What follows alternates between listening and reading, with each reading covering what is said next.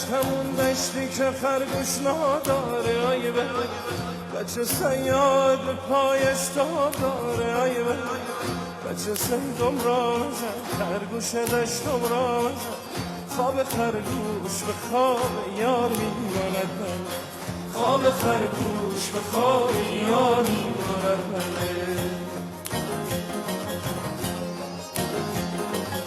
بیا بریم کوه کدوم کوه همون کوهی که آهو نداره ای بچه صیاد به پایش تاب داره ای بچه صیدم را بگیر خرگوش دشتم را بگیر آهوی توم را بگیر خال آهو به خال یار میماند من خال آهو به خال یار میماند من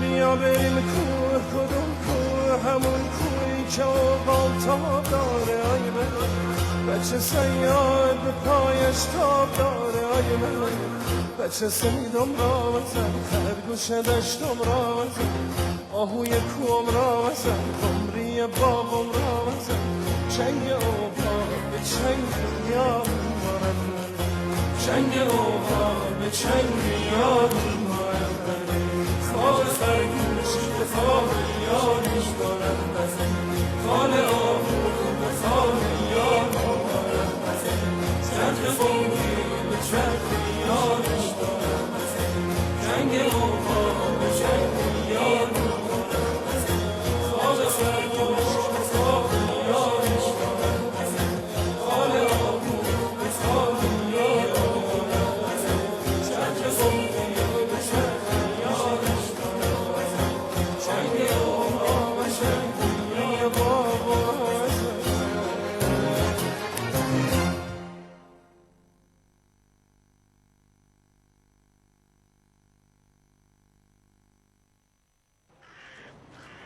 من که میگم واسهش گرون تموم میشه زیادی تون رفته.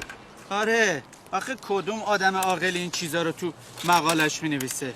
اذیتش میکنن. کاش فقط اذیتش میکردن. بیچارهش این کباب و گوجه بابا زور شد. آقا آوردن اینم کباب و گوجه. من که میگم تا دیر نشده باید بره معذرت خواهی کنه. موافقم. معذرت خواهی تاثیر میکنه. نه تأثیری که نداره ولی خب الان کباب و گوجه رو میزنیم دوره هم یه صفایی میکنی. آخه کیانشون ببین عزیزم یه مقدار تند رفتی.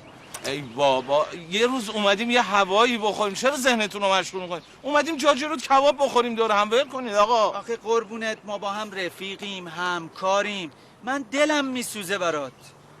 من که میگم نباید این سرمقاله رو مینوشتی. حالا که در روزنامه تا بستن خودت میفهمی من چی میگم. تازه اگه جون سالمه در ببریش شانس آوردی. آخه قربونت آدم هر چیزی که به دهنش اومد که نمینویسه که. همه ما میدونیم یه سری دارن بخور میکنن. ما که اینجا نشستیم مردم همه در جریانن ولی هیچ کدوم از ما تو هیچ کدوم از مقاله هامون یا تو هیچ کدوم از روزنامه‌مون ننوشتیم اینا رو. خب شما ترسویی دلیل نداره هر کاری شما انجام میدی منم انجام بدم. بعدم اصلا مقاله من سیاسی نبوده مقاله من اقتصادی بوده. من تو مقاله‌ام نوشتم این پولا رو دارن یه جاهایی خرج میکنن که بهتره یه جاهای دیگه خرج بکنن نه تو اونجا اولیا همین. آخه قربونت یه مقدار کلیگویی میکردی برای چی اسم بردی؟ بابا خیالتون راحت باشه هم من انقدر حرفه‌ای هستم بدونم تا کجا جلو برم هم اونایی که در موردشون مقاله نوشتم انقدر جنبه دارن که نیام منو بگیرن. خیالتون راحت باشه کبابتون رو بخورین از هوا لذت ببرین منم اینجا در خدمتتون هستم. بازداشتم؟ دیدین گفتم روزنامه آخرین خبر بازداشت کیانوش استقرارزاده سردبیر روزنامه استقلال جوان. روزنامه آخرین خبر چه خبره؟ قضیه این یارو استقرارزاده چیه؟ صاحب این روزنامه بوده دستگیرش کردن گویا ازش شکایت کرده بودن. چه کار کرده بوده؟ ظاهرا توی روزنامهش از به سر کله گنده ها گیر داده که دزدی میکردن. اوه پس آویزونش میکنن. والا چی بگم دیگه کار این روزنامه نگاراست دیگه هر کی که دزدی میکنه که نباید تو روزنامه نوشت. بازداشت کیانوش استقرارزاده سردبیر روزنامه استقلال جوان ضرر نمیکنه خانم. روزنامه بخر.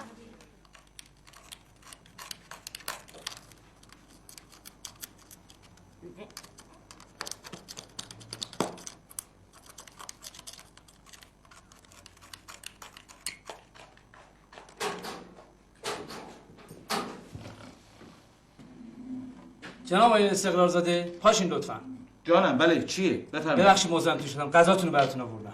بذارش اینجا. بفرمایید. سرکار ببین. برو به رئیسات بگو استقرارزاده رو تو زندان نمیتونی ساکت کنی. برو به رئیسات بگو قلم استقرارزاده چیزی به غیر از حقیقت نمینویسه. برو بگو. جناب استقرارزاده من شرمنده‌تونم. بنده نگهبانم و وظیفه‌مو انجام میدم. خیلی منو ببخشید. آره؟ ببخشید لطفاً محبت کنین دیوار رو با قاشق سوراخ نکنین. من ممنون میشم ازتون. مرسی.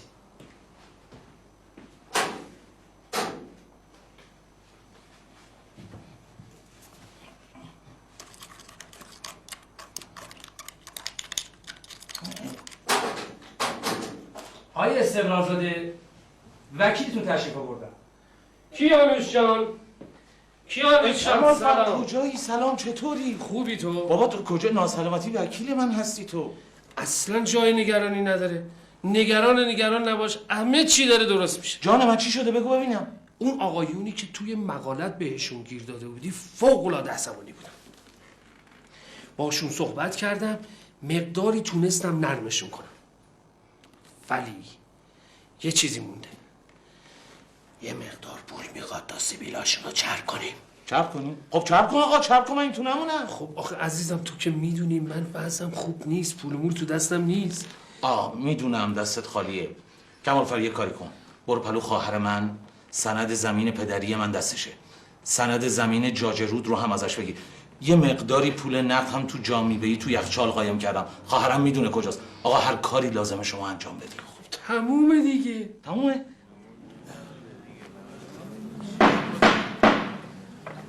ساکت لطفا. جلسه دادگاه از این لحظه رسمیه. نگهبانان متهمو بیارید.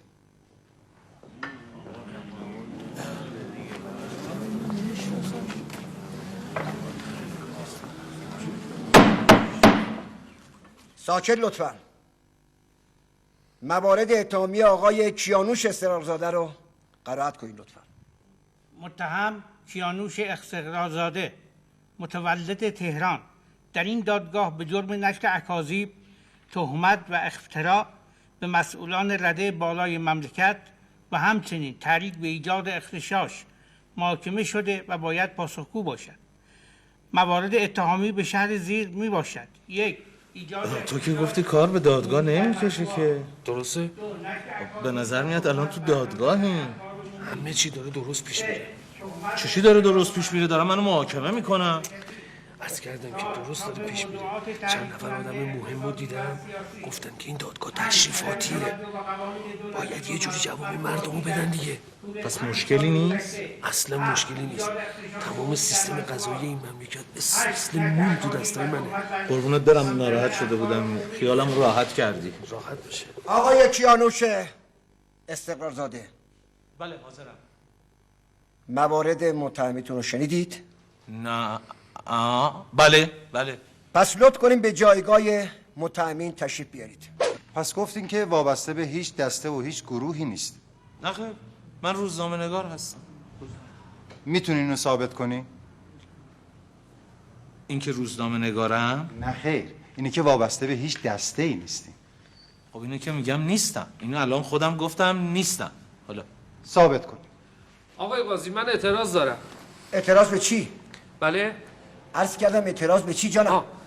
به اینکه آقای دادستان طوری با موکل بنده صحبت میکنن که مثل اینکه خدای نکرده ایشون متهم هستن. خب موکل شما متهمن دیگه. بشینید آقا. ادامه بدین آقای دادستان.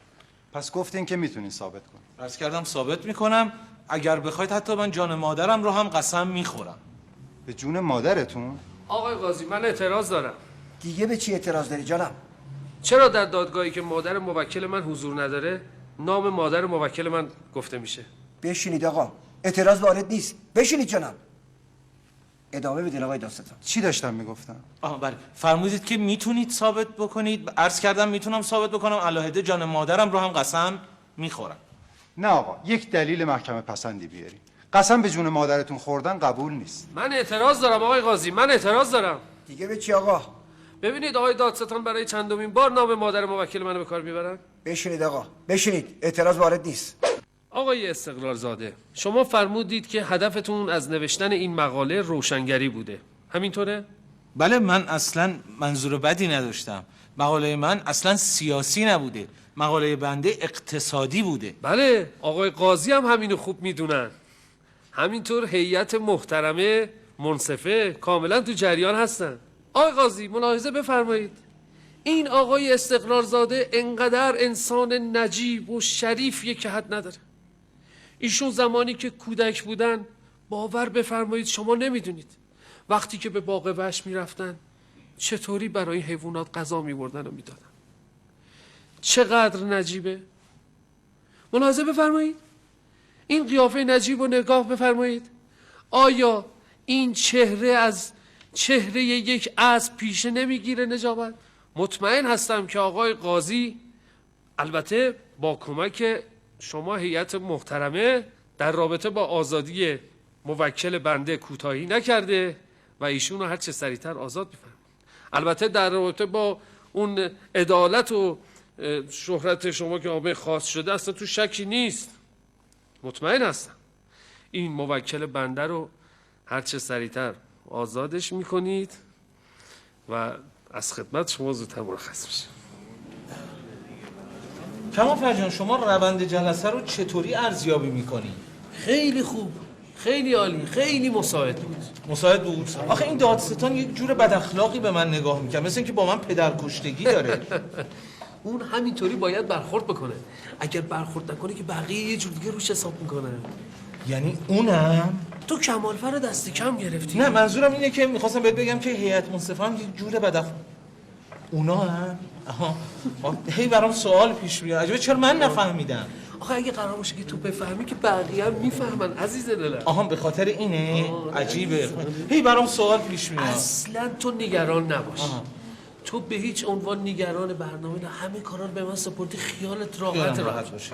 فردا شبم با هم میریم دربر یک کباب میزنیم. بله میزنیم با هم. آقای قاضی دستور دادن برگردیم به سالن. برو خیالت راحت بشه، هیچ اتفاقی میشه. ساکت، لطفا ساکت. دادگاه رسمیه. خب هیئت منصفه پس از ساعتها گفتگو در موارد اتهامی آقای کیانوش استقرارزاده حکم خود رو صادر کرد. لطفا متهم قیام کند. آقای کیانوش استقرارزاده، هیئت منصفه شما رو در تمام موارد اتهامی مقصر شناخته. بر اساس این رأی دادگاه شما با 1 درجه تخفیف محکوم میشوید به تبعید در مناطق دور افتاده و در صورت لزوم اعدام میشید. آقا من اعتراض دارم.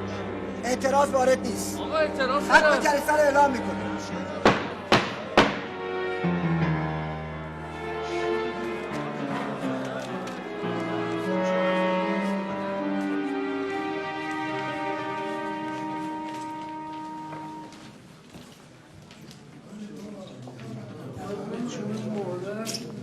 همه چیزو هماهنگ کرده بودم. من اصلا نمیدونم چرا اینجوری شد.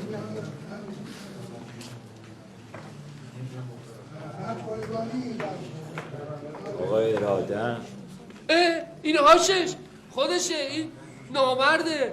این همه پول از من گرفته کارا رو انجام بدی. این بود انجام دادنه؟ من که هماهنگ کردم، متهمتونم که تبرئه شد. با چی هماهنگ کردی؟ با کی هماهنگ کردی؟ کجا تبرئه شدی؟ این متهم منه که محکوم به تبعید شد. یعنی چی شوخی میکنی؟ آخه من مثل آدمای شوخی کنم؟ اصلا شما به اون کدوم سالن بودین؟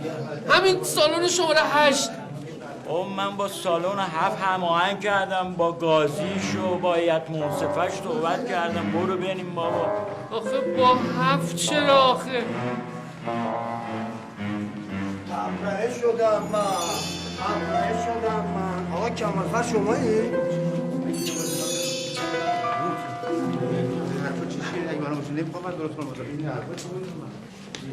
ببین استقرارزاده، این آدمه که رفت ماچ کرد این تبرئه شده. اون پول گرفته بود کار تو رو انجام بده، کار اونو. ببین گل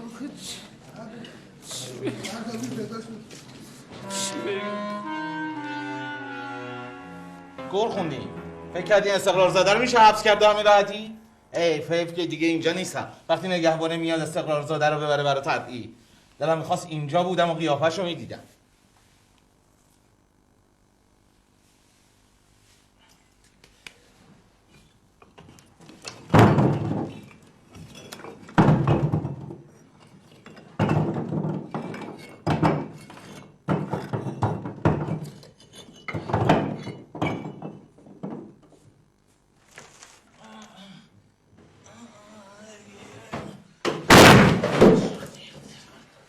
استقرار زاده رو همون نشناختی. من میخوای تو حبس نگه داری؟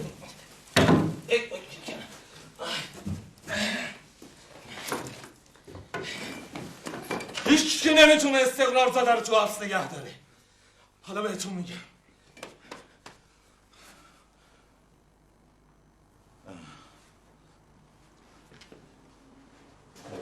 ببخشید جناب افسر کشیک هستین شما. من میخواستم برم دستشویی. نمیدونم اینجا دارم چی کار میکنم. ببخشید شما نمیدونید دستشویی کجاست؟ خستم کردی دیگه. این چه طرز رفتار با یه روزنامه نگار با شخصیته؟ من به خاطر این رفتار شما مطمئن باشید ازتون شکایت میکنم. من بیرون داشتم دنبال دستشویی فقط میگشتم. این جرمه؟ نه جرمه؟ بر منو نگاه میکنه. یک لحظه ساکت میشید یا نه؟ ببینید آقای استقرارزاده، بنده از روز اول با شما درست برخورد کردم. کاری نکنید اون روی سگ من بالا بیاد برم تا صبح آویزونتون کنم. حالا هم لطف کنید ساکت بشینید سر جاتون تا صبح بشه.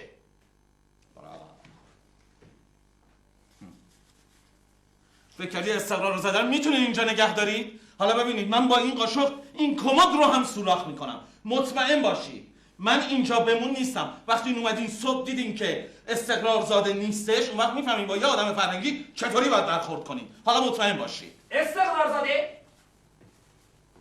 بله. چرا در نمیذاری میای تو؟ قاشق. کدوم قاشق؟ همون قاشقی که قایم کردید. من قاشقی قایم نکردم. تو جیب سمت راستتون. من قاشقی اینجا ندارم. ببخشید. من دیگه این اسمش قاشق نیست. پس اسمش چیه؟ قاشق میزنی جیب من. به من میخواین تهمت بزنی. قاشق کجا میبری؟ هر زندانی میتونه تو سلولش یه دونه قاشق داشته باشه. روزنامه آخرین خبر کیانوش استقرارزاده به تبعید محکوم شد. روزنامه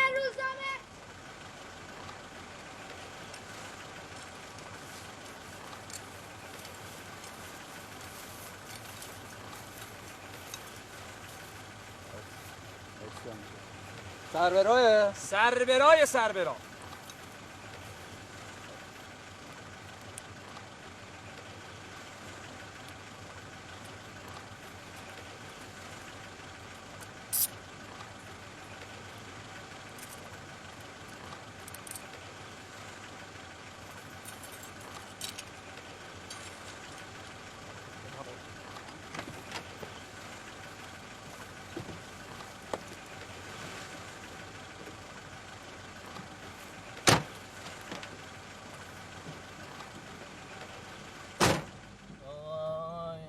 تنگم وای دل تنگم خدایا ای خدایا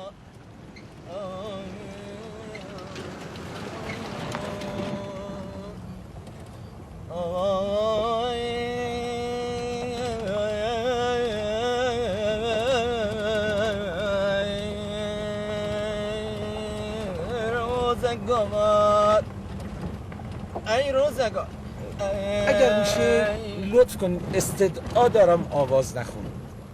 من یک مقداری اعصابم خورد هستش. اعصابت خورد شده؟ تو که با این چیز اعصابت خورد میشه اونجا بری میخوای چیکار کنی؟ چطور مگه آقا اونجا چشه؟ میگن انقدر اونجا گرمه که تخم مرغ بذاری رو سنگ نیمرو میشه. ها پس باید روزی 4-5 دفعه حموم کرد. حموم؟ اونجا آب نداره که حموم داشته باشه. یه چاه داره تو چند فرسخی که اگر هم آب داشته باشه لاشه حیوانی میافته توش کثیف میشه. این که خیلی بده، اونا مریض میشن. مریضی که اونجا همیشه هست. چه مریضی؟ پشه مالاریایی داره به این گندگی. بابا هم که خب همیشه هست. اگر اینا رو بگیری دیگه جزام نمیگیری. جزام داره اونجا؟ آره اونجا جزام زیاده. چند موردم تا اون دیده شده. استدعا میکنم شما بخونید دوباره.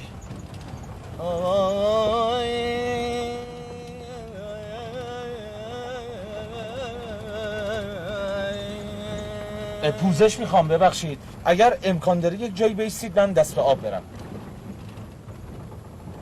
یه مقدار جلوتر نگه دار بره دست به آب.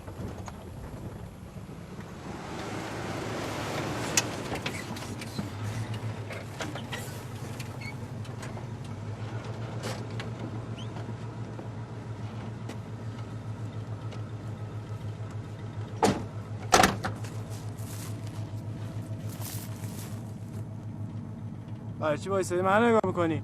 برو دیگه. من نمیخواست بری دست به آب.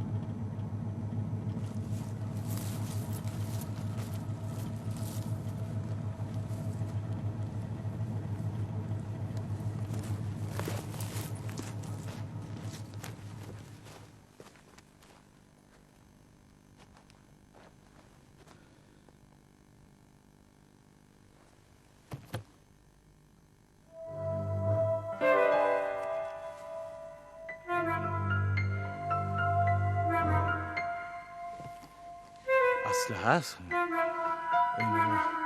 باید به مقامات تحویل بدم. من معنی نداره.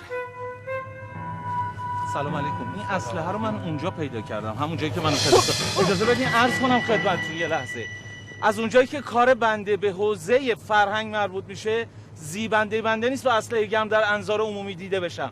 به خاطر همین واسه اینکه حسن نیتم رو ثابت میکنم این اسلحه رو من میذارم همینجا باشه. ببخشید اگه باعث رعب و وحشت شدم، معذرت میخوام.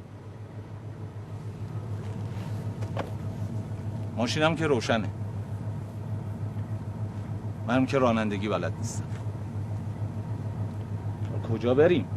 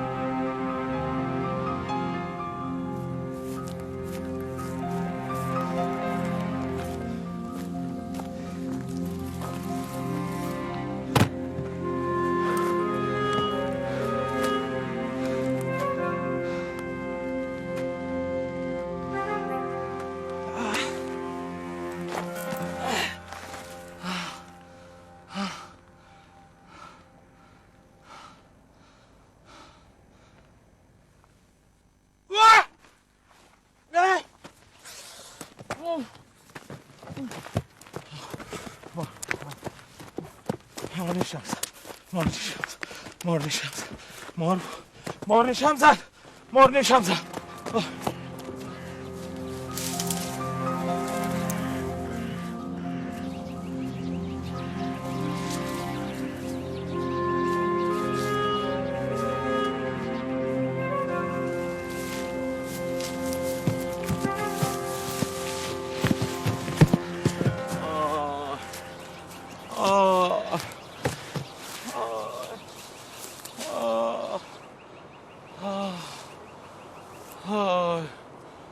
آی شقیقه ها.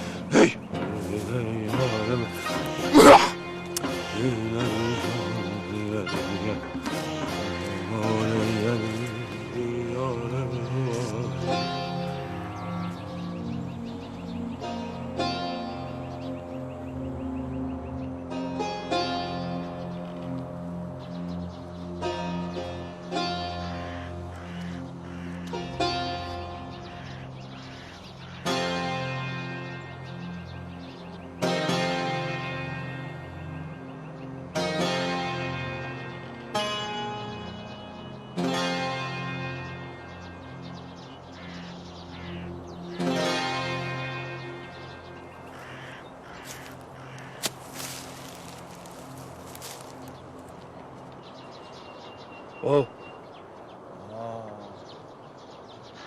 چرا اینجا ماسیدی؟ او کمال فرق شقیقا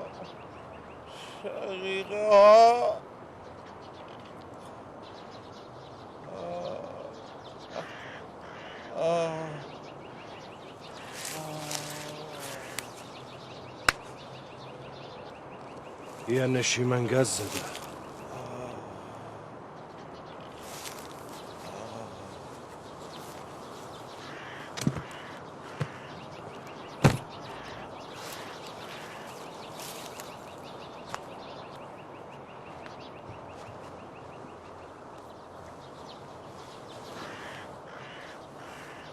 باشو بکن مخور